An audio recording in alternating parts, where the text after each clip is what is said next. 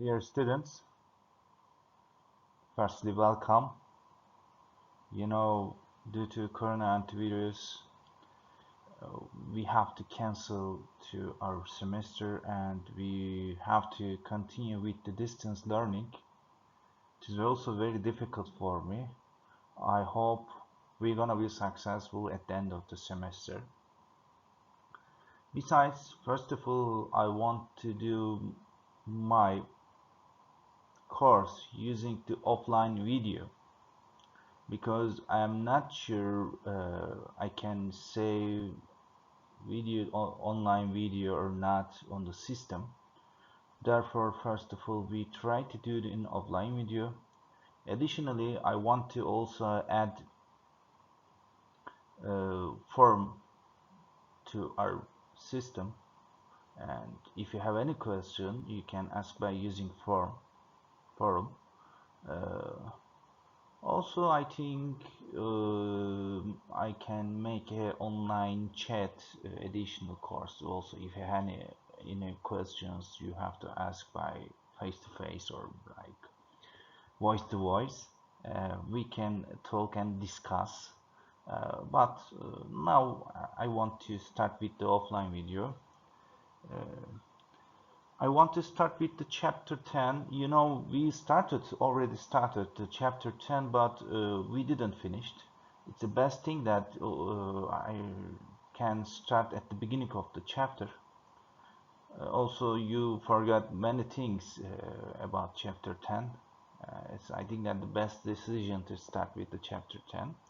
You remember that in chapter 8 we did a combined loading. In chapter 9 we did stress transformation. In chapter 10, and title of the chapter is the strain transformation. Strain.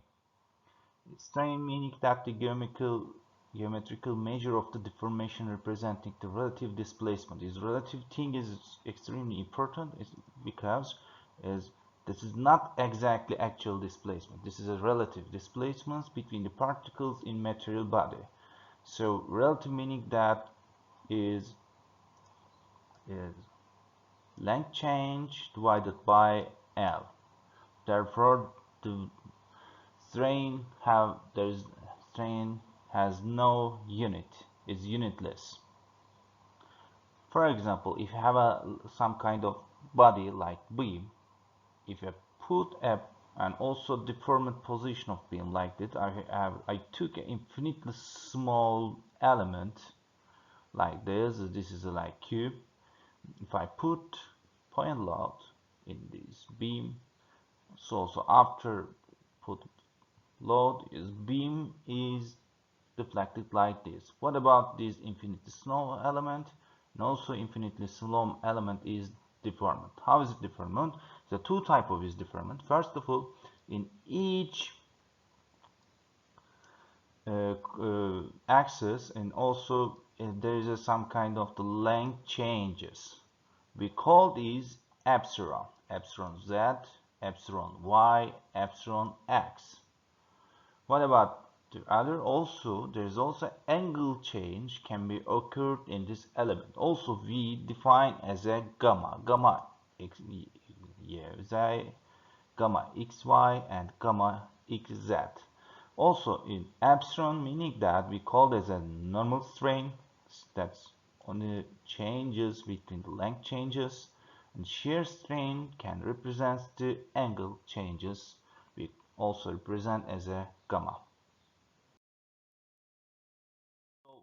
But in 3D form is a little bit difficult for us. Therefore, we also discuss in this chapter about the plane strain.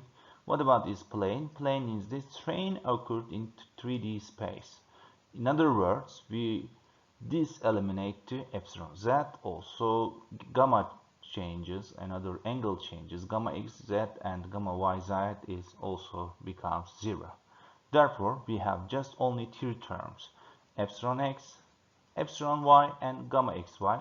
Sometimes we can also, there's also just only one gamma when we can say as a this term is a gamma.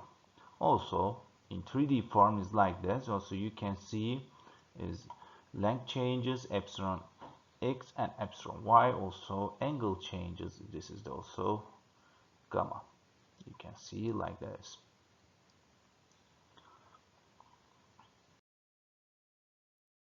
Meaning that strain transformation. So you remember that in the stress transformation, also if you have a axis coordinates like this, x and y, and also we measured the epsilon x, epsilon y, and gamma xy in this coordinate system. What about if we change our coordinate system in different orientation, in other words, by theta angle? What about the extra is also new coordinate system I called as a x prime and y prime. What about 2x prime, epsilon x prime, epsilon y prime, gamma x prime, y prime is changes. First of all, is it change or not? Definitely changes. What about relationship between the epsilon x prime and the other terms? Also, you remember in the course I am trying to make a proof. Unfortunately, it's a little bit difficult, but it's related to geometrical transformation. Therefore, I don't want to focus on this. I want to give the results. If you're also wondering the results, you can also look at the previous slides. Also, in this slides, also proof of the between these relationships also can be told. It's told. Therefore, you can find and you can discuss the result of the formula. This formula is also defined relationship between the epsilon x prime and other terms. This is only formulation. Also, you know, you don't need to memorize this formulation. Just only know how to use this formulation. Also, meaning that is strain transformation formula. Also, it's the main point that you can see it's if we even if we change the angle, total epsilon value will not change. You can see in this value, it is very important. Okay, let's start with the example. And you can see this is a very small figure. I hope you can see the figure in here.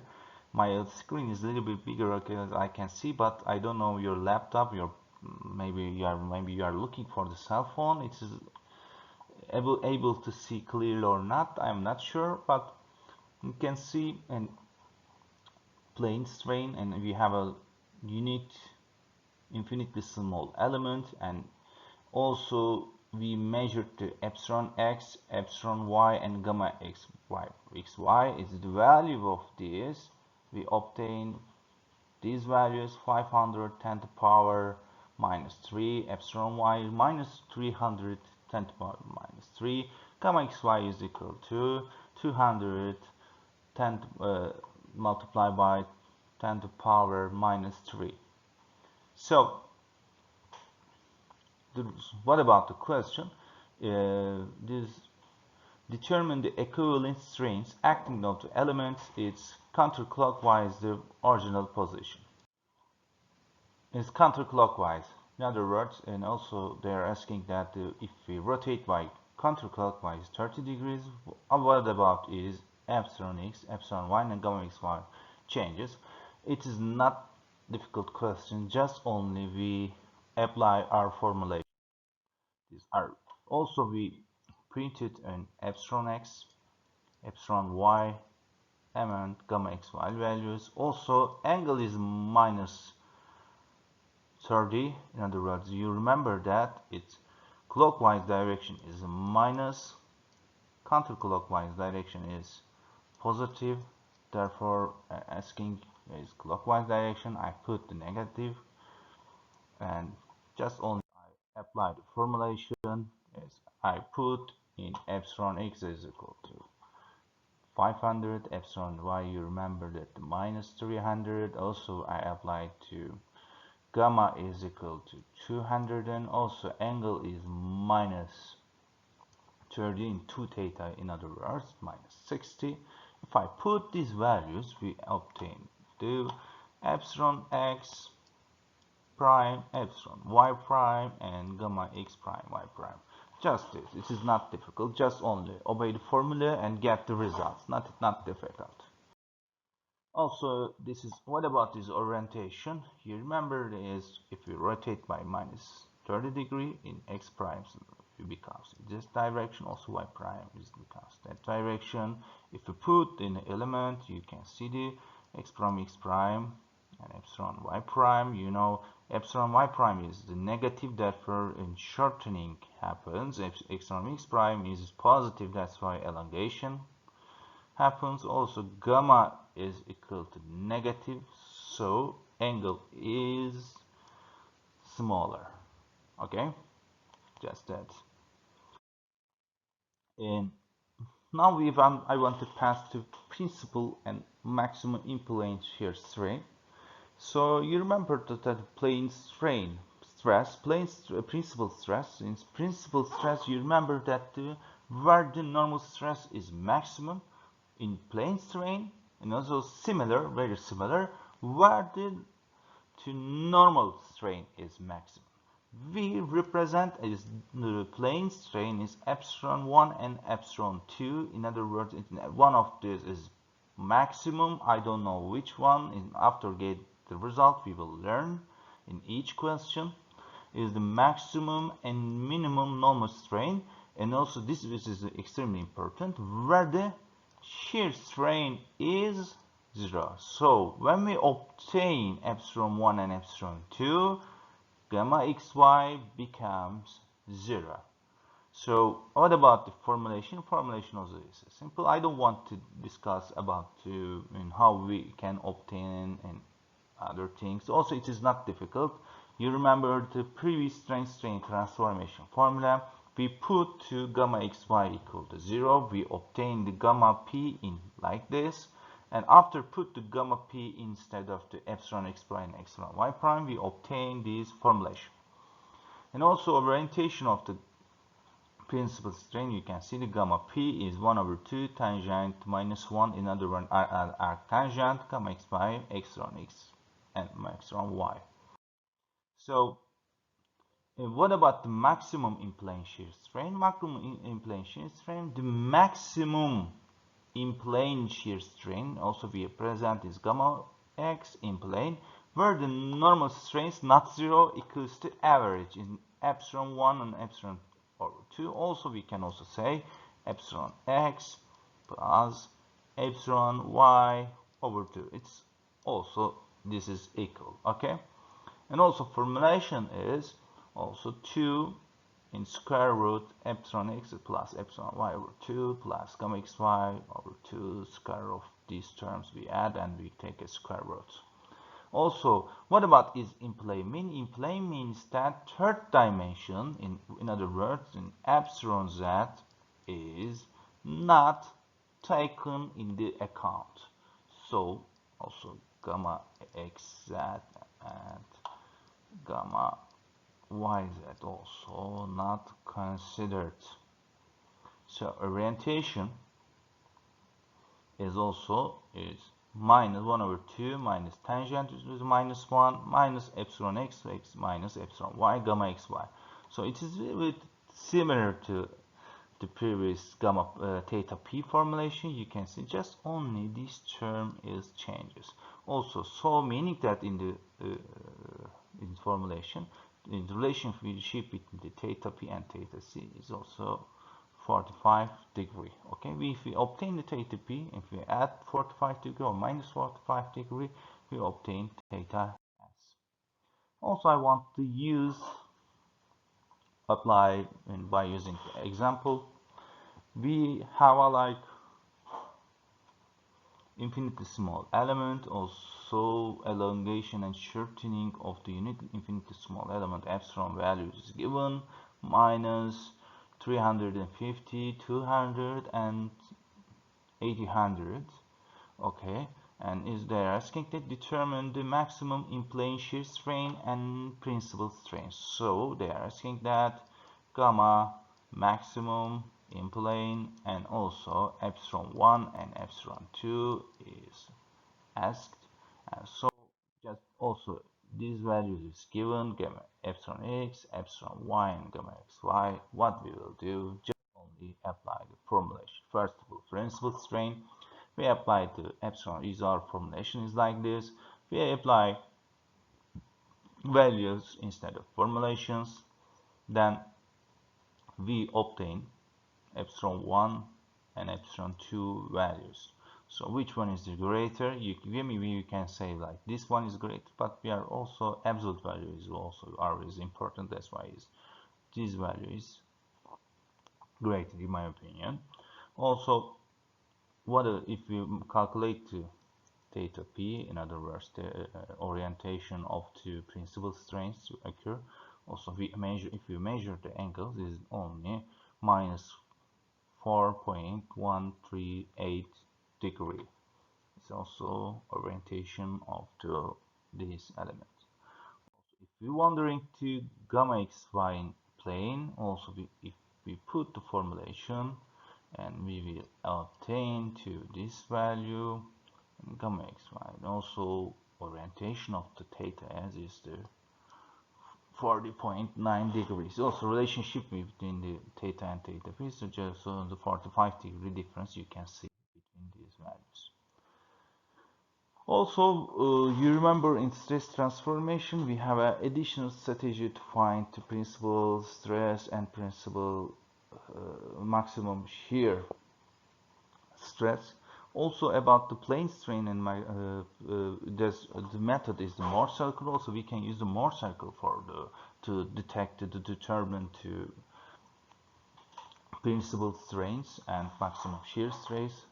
Also you remember in our formulation we represent is the in plane station formula is a like called is a like circle formulation, and we called as a like to R is R, you remember the radius of the circle. If we put after that, after finding R, we can find the strain formulation can be graphically solved using Mohr circle. So what about our strategy? Its strategy is very simple. First of all, we pick the 2 points. It's the most important part is that it is in first point is epsilon x minus gamma xy prime over 2. Another point is epsilon y is positive gamma xy over 2. And we locate our coordinate systems. Then we draw a straight line between 2 points, and also this line represents the diameter of the circle. Also find the coordinates of the points where the circle crosses the x-axis. Also it's these axis is also location of is epsilon x plus epsilon y over 2. You can easily find this value, and this is the representative center of the circle. These points is the principal strains. And sorry, I'm a little bit confused. I want like this. First of all, like I want to say at the beginning, sorry, that in first peak points like this, for example, this is first peak point, then second peak point. For example, this is our coordinate system like this. We draw a line between 2 points. I call this the diameter. This point is the center of the circle, and then we draw a circle like this. Okay, and after this point, when the circle cross the x-axis, this is for example epsilon 1 and epsilon 2 like this. Okay, what about to theta max? In theta max is like this. Also this is equal to this is the radius of the circle. All these points we will obtain these values by graphically. In orientation is this angle represent as a theta p. This angle represents 2 theta p and 2 theta s like this. Okay, anyway, I think that also we can showing this graphically. I hope you will understand clearly. I think that if you solve by example is much better. And this Also, state of plane strain is represented by component is epsilon x, epsilon y, and gamma xy. Given like this is determine the principal strains and orientation of the element. Just on asking that the principal strains, how we can. Its first strategy, you remember that pick 2 points. In first point is the as 250 minus 60. The second point is the minus 50 and 50, and like we locate our coordinate system and we draw like this. Then this value is the average, also is the center of the circle, is we obtain like 50. And also we can measure the radius. How we can measure? So this is the 50, this is the 250, and difference between the 200. And also, sorry, I forgot to put the equal in here. In 200 square plus 6 square in square root, we obtained 208.8. This is the radius of the curve. And also we rotate the circle, and after point finding this, we epsilon 1 and adding like 50 at radius, we obtain 208.8. we subtract from 50, we attain the minus 158.8. this is the epsilon 2. Its orientation is like this angle. By using the again geometric trigonometry, we obtain the theta p is 8.3. Then again, sorry, I can erase this part, is always confusing, sorry.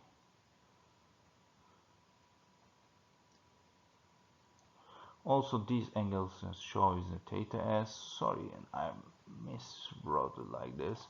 Theta is like not this, theta is this angle, I mean. Also theta is for the 36.7. Now our new chapter is absolute maximum shear strain. You remember I told is the gamma max in plane. In other words, to maximum shear stress in plane.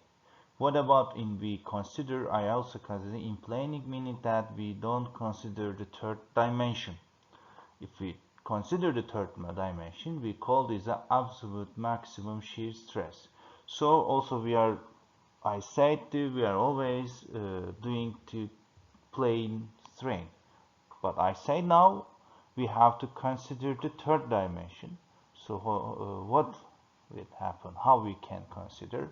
Also, so it's meaning that the in third dimension it's equal to 0. When we put the equal to 0, also we consider, but we take these values as a 0, so we have not only one more circle, we have 3 more circles. For example, epsilon 1, epsilon 2, it's represent the x and y axis. Epsilon 1, epsilon 3, it's considered the x and z axis, and epsilon 3 and epsilon 2 and epsilon 3, that represents two principal stress in y and z axis. So if we draw 3 circle, and after drawing the 3 circle, if we get which one is the maximum shear stress, which one is the minimum shear stress, also the biggest radius of the biggest circle also represent is the maximum shear strain. So it's a little bit, maybe you consider it's a little bit long calculation, maybe you think. Not long calculation in my opinion, because we don't need to draw it to 3 more circles. Just only we consider our situation. Which situation? If first of all, in the question we have a epsilon x and epsilon y, and in epsilon x and epsilon y we know it's not 0, but we know the epsilon z, and epsilon z is equal to 0. So we multiply by the epsilon 1 and epsilon 2. So in other words, one is positive, one is negative. If it's lower than 0, and we don't need to calculate the absolute maximum shear strain. This is equal to exactly to maximum shear stress in plane. But if our epsilon y and epsilon 2 multiplication of these values is greater than 0, we took the absolute maximum shear strength and maximum value of the epsilon 1 and epsilon 2. Which one is the maximum? It's also we take to as a, and also I forgot I want to divide by sorry, I have to do, no, I have to divide by 2. I forget epsilon 1 over 2 and epsilon 2 over 2. Which one is the greater? I divide by 2, we obtain the gamma x maximum. Sorry, it's exactly equal to, like this. So the first case that represent this, you know, gamma x plane, gamma max in plane, and gamma max absolute is exactly same. And also in, you know, our this circle like this, we have a like bigger circle because in epsilon 3 is equal to 0, and I obtain this, and gamma x1 is exactly epsilon 1. That's also I want to apply this theory in a simple example.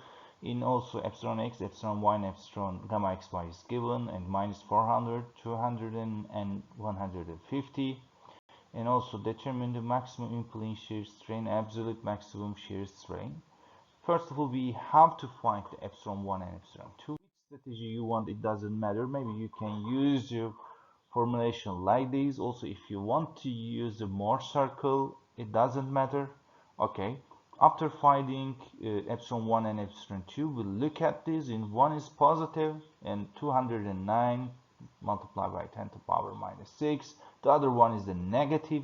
Multiplication of the is the negative. So in other words, it's the max gamma max absolute maximum is equal to gamma the maximum in plane. So we have to multiply by the gamma maximum in plane if you want to use the formulation or Mohr circle.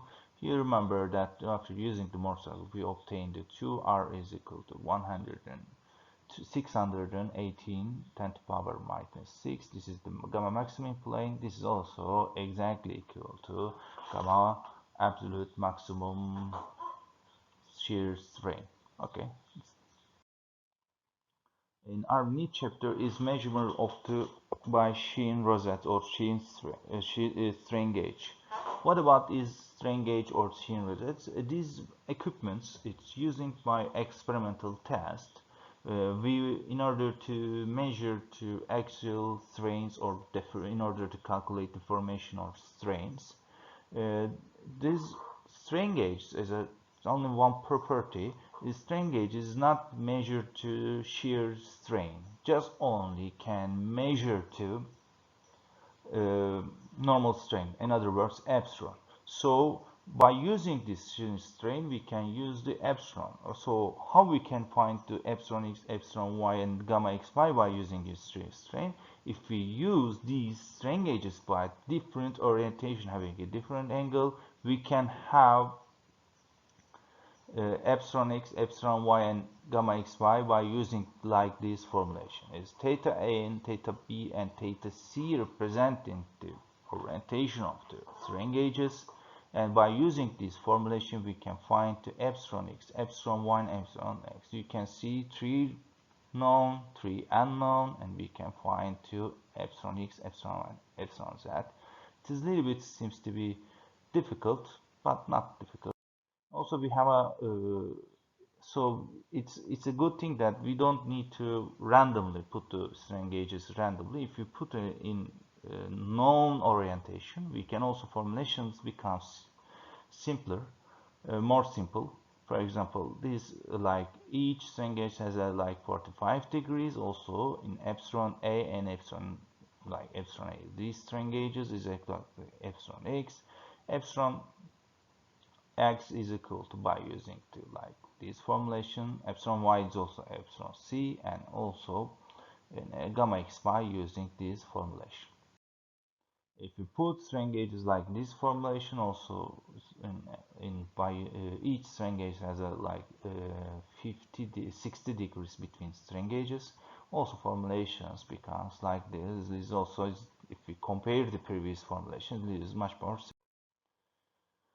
By using this strain of I want to also use this theory by the like simple example. We have a put strain gauges by using this orientation, and also we measure epsilon A is 60, epsilon B is minus 350, minus epsilon C is 211.5. Also they are asking that determine the in-plane shear stress and plane stress by using direction like these directions. First of all, what we will do, first of all, we have to find the epsilon x, epsilon y, gamma xy, then we will find the principal strains. So you remember that these have each angles as a 60 degrees, so we will use the special conditions. We have a formulations, we apply the formulation epsilon x is equal to epsilon a is equal to 60 10 to power minus 6, epsilon y formulation like this, we apply the one formulation, we obtain the epsilon y, and also gamma xy. After using the gamma xy formulation, we obtain these values, so we know the epsilon x, epsilon y, and gamma xy, so these values. Then now we will find the principal strain, and we apply. If you want both, you can use more circle or wave formulations. We obtain the epsilon 1, epsilon 2, and the orientation of the principal strains, and also these values also equal to gamma maximum in plane shear strain.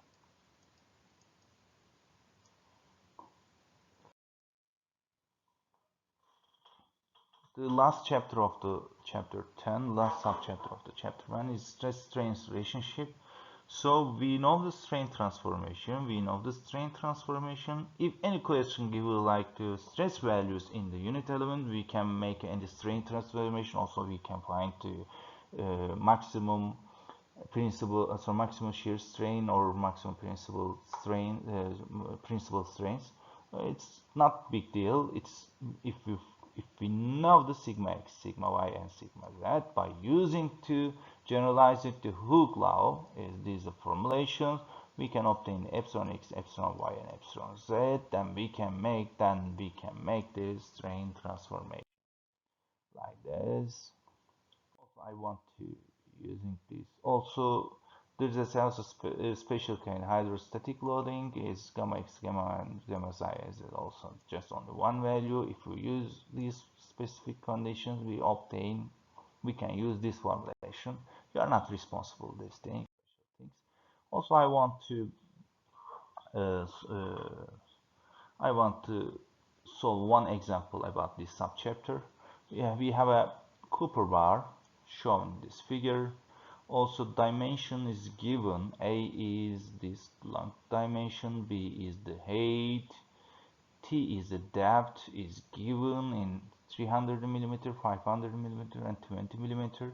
Also a modulus of elasticity and I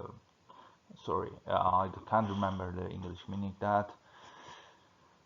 Poisson ratio also given in here, and by using they're asking that they don't write determine to its new width and thickness. So A prime is question mark, B prime is question mark, and T prime is question mark. So they're asking that. So we have a like initial length, so we need to add elongation values. How we can find the elongation values? First of all, we have to find the delta A is equal to epsilon, for example, if we call this epsilon x multiplied by A. Delta B is equal to epsilon y multiplied by B, and also delta T is equal to epsilon z multiplied by T. So I call this like x direction, y direction, and z direction like this. Oh sorry, z direction should be like this direction. Okay, this is z direction. So we need to find epsilon y, epsilon z, and epsilon x values. How we can use? I said we have a like generalized hook law. We have like 600 minus 500 and so is given. By using this we find two epsilon values. After then we multiply by the length these values and we add the initial values and we find the last length of the formulation. And